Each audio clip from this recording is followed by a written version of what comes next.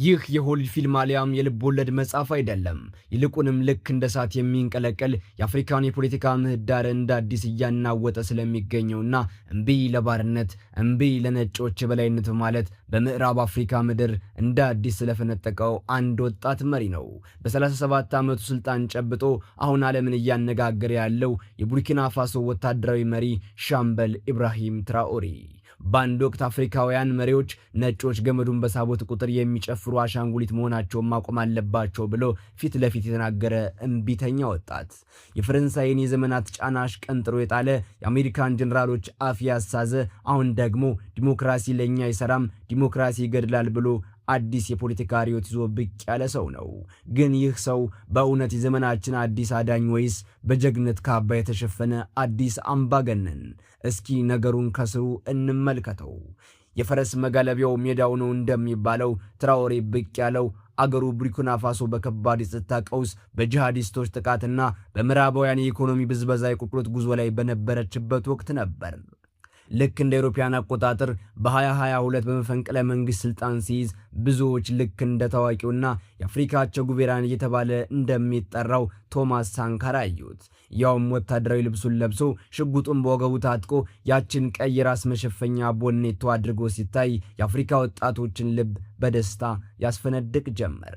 ሰውየው እኮ በቅርቡ በጋና በተካሄደ የመሪዎች ጉባኤ ላይ ሲገኝ 21 የአፍሪካ ፕሬዝዳንቶች ባሉበት አዳራሽ ልክ እሱ ብቅ ሲል የሌሎች ሀገር መሪዎች ጠባቂዎች ሳይቀሩ አይናቸውን መንቀላቅቷቸው ትራኦሬን ነበር የሚከታተሉት። በእግር መራመድ አቅቷቸው በስልጣን ለመቆየት ምርጫ ከሚያጭበረብሩ አንጋፋ መሪዎች መሃል ቄንጠኛው ወጣቱና በራስ መተማመን መንፈስ የተሞላው ትራኦሬ ሲቆም የነበረው ግርማ ሞገስ ያለ ባለቤቱ አይነድም እሳቱ የሚያሰኝ ነበር። ትራኦሬ በአጭር ጊዜ ውስጥ የአፍሪካ ወጣቶች ጣዖት ሆነ። በማህበራዊ ሚዲያ የነ አርኬሊ፣ ሪሃናና ቢዮንሲ ምስሎች በሰው ሰራሽ አስተውሎት ተቀናብረው ሲያሞጋግሱት ታየ።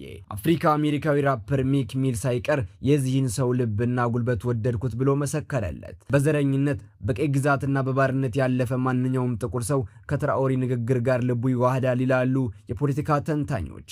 እውነትም ነው። ግን ትራኦሬ በንግግር ብቻ አላበቃም። ሲሮጡ የታጠቁት ሲሮጡ ይፈታል እንዳይሆንበት የምዕራባውያንን የኢኮኖሚ ስር መሰረት መበጣጠስ ጀመረ። የቡርኪና ፋሶን ወርቅ ሲዘርፉ የነበሩትን እንደ አውስትራሊያው ሳራማ ሪሶርስ እና የእንግሊዝ ኩባንያዎችን ፈቃድ ሰረዘ። በሀገሪቱ ታሪክ ለመጀመሪያ ጊዜ ብሔራዊ የወርቅ ማጣሪያና ብሔራዊ የወርቅ ክምችት እንዲቋቋም አደረገ። የውጭ የማዕድን ኩባንያዎች 15 በመቶ ድርሻቸውን ለቡርኪና ፋሶ መንግስት እንዲሰጡና ዕውቀታቸውን ለአገሬው ሰው እንዲያካፍሉ የሚያስገድድ የብረት ሕግ አወጣ። ፈረንሳይን ከግቢው አባሮ ሩሲያን አስገባ። በዚህም ፈረንሳይና አሜሪካ ክፉኛ ተቆጡ። የአሜሪካው የአፍሪካ አዛዥ ጀነራል ማይክል ላንግሌይ ትራኦሬ ወርቁን ለራሱ ጁንታ መጠበቂያ እያዋለው ነው ብለው ሲከሱት የቡርኪና ፋሶ ህዝብ አደባባይ ወጥቶ ውሸታችሁን ነው፣ የኢራቅና የሊቢያን መሪዎች በውሸት ፕሮፓጋንዳ እንደበላችሁ እኛን አትበሉን በማለት ለሻምበሉ ጋሻ ሆነው ቆሙ። እስከዚህ ድረስ ያለው ታሪክ ልብን ያሞቃል። ግን ነገሩ ወዲህ ነው። ከቀናት በፊት ይኸው ጀግናችን በቴሌቪዥን መስኮት ብቅ ብሎ የተናገረው ንግግር የብዙዎቹን አፍ አስከፍቷል። ዲሞክራሲ ይገድላል አለ ሻምበል ትራኦሬ። የአገሬ ህዝብ የዲሞክራሲን ጉዳይ ጭራሹኑ መርሳት አለበት። ዲሞክራሲ ለኛ አይሆንም። ምዕራባውያን ዲሞክራሲ ለመገንባት በሚሞክሩበት በየትኛውም የዓለም ክፍል ደም መፋሰስ ይኖራል አለ። ከ3 ዓመት በፊት ስልጣን ሲይዝ አገሪቱን ወደ ዲሞክራሲ ምርጫ አሸጋግራለሁ ብሎ የነበረው ወጣት አሁን የሽግግር ጊዜው ሊጠናቀቅ 2 ወር ሲቀረው ስልጣኑን ለተጨማሪ 5 ዓመታት አራዘመም። ያ ብቻ አይደለም፣ ፖለቲከኛ የሚባለውን ሁሉ በአዋጁ አገደ። ፖለቲከኛ ማለት ውሸታም፣ አድርባይና አፈጮሌ ነው በማለት የፖለቲካ ፓርቲዎች አገሪቱን እንዳይከፋፍሉ ዘጋባቸው። ይልቁንም እንደ አማራጭ ያቀረበው ማንም መሰላችሁ? የሊቢያውን አምባገነን ኮሎኔል ሙአመር ጋዳፊን። ሊቢያን ተመልከቱ። ምንም እንኳን አምባገነን ቢባልም ጋዳፊ ለህዝቡ ነፃ ትምህርት፣ ነፃ ሕክምናና ድጎማ የተደረገበት ቤት ሰጥ ነበር በማለት ቡርኪና ፋሶም በባህላዊ መሪዎችና ከታች በሚነሳ ሀገር ወዳድነት ላይ የተመሰረተ የራሷ የሆነ አዲስ አብዮታዊ ስርዓት እንደምትገነባ አወጀ። የማንንም ለማስመሰል እየሞከርን አይደለም፣ እዚህ ያለነው ነገሮች የሚከወኑበትን መንገድ ሙሉ በሙሉ ለመቀየር ነው ሲልም አረጋገጠም። ታዲያ የትራኦሬ ተቺዎች ጅብ በማያውቁት ሀገር ሄዶ ቁርበት አንጥፉልኝ አለ እንደሚባለው በውጭው ዓለም ጀግና እየተባለ የሚወደሰው ይህ መሪ በውስጥ ግን አስከፊ አምባገነን እየሆነ መምጣቱን ይናገራሉ። ቡርኪና ፋሶ አሁንም በእስላማዊ ታጣቂዎች ጥቃት እየደማች ነው። ሻምበሉ ይህን ማስቆም አልቻለም። የባሰኑ ደግሞ እሱንና መንግስቱን የሚተቹ ጋዜጠኞችን፣ የሲቪል ማህበረሰብ መሪዎችንና የሕክምና ባለሙያዎችን ሳይቀር እያፈነ ጠመንጃ እያስያዘ ከጂሃዲስቶች ጋር ወደሚደረገው የጦር ግንባር በመላክ እስኪ ዛሂዳችሁ ተተቹ በሚል አይነት አሰቃቂ ቅጣት እየቀጣ ይገኛል። በአንድ በኩል አፍሪካን ከነጮች ጥገኝነት አላቃለሁ የሚል ባለራዕይ ፓን አፍሪካኒስት፣ በሌላ በኩል ደግሞ ተቃዋሚዎቹን የሚያፍንና ዲሞክራሲን እርም የሚያደርግ ወታደራዊ መሪ። የፖለቲካ ተንታኞች እንደሚሉት ከሆነ በ32 ዓመቱ በጋና ስልጣን ይዞ የነበረው ጄሪ ራውግሊስ ትንሹ ኢየሱስ በመባል ይታወቅ ነበር።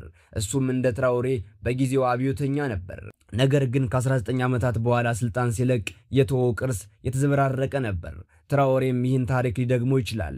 እውነተኛ ዘላቂ ውርስ መተው ከፈለገ ስልጣን በግል ጠቅሎ ከመያዝና ተቃዋሚዎችን ከማፈን ይልቅ ጠንካራ የመንግስት ተቋማትን በመገንባት የህዝብን ድምፅ በማክበርና አገሪቱን ከታጣቂዎች በማጽዳት ላይ ማተኮር አለበት ይላሉ ምሁራን።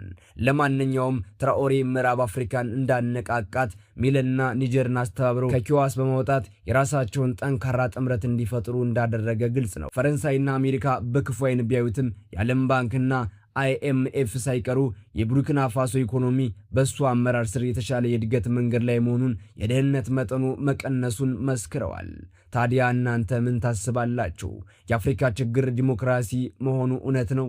ትራኦሬ እንዳለው ከምዕራባውያን ያልተገለበጠ አዲስ የፖለቲካ ስርዓት ያስፈልጋታል ወይስ ይህ ወጣት ጀግንነቱን ተጠቅሞ በስልጣን ለመቆየት የዘየደው አዲስ የአምባገነንነት ስልት ነው? እስኪ ሐሳባችሁን በኮመንት አስቀምጡልን። ጊዜ ደግሞ የሁሉ ነገር ዳኛ ነውና የሻምበል ኢብራሂም ትራኦሬን የመጨረሻ ግብና የቡርኪና ፋሶን ዕጣ ፈንታ አብረን የምናይ ይሆናል። ቸርን ሰንብት።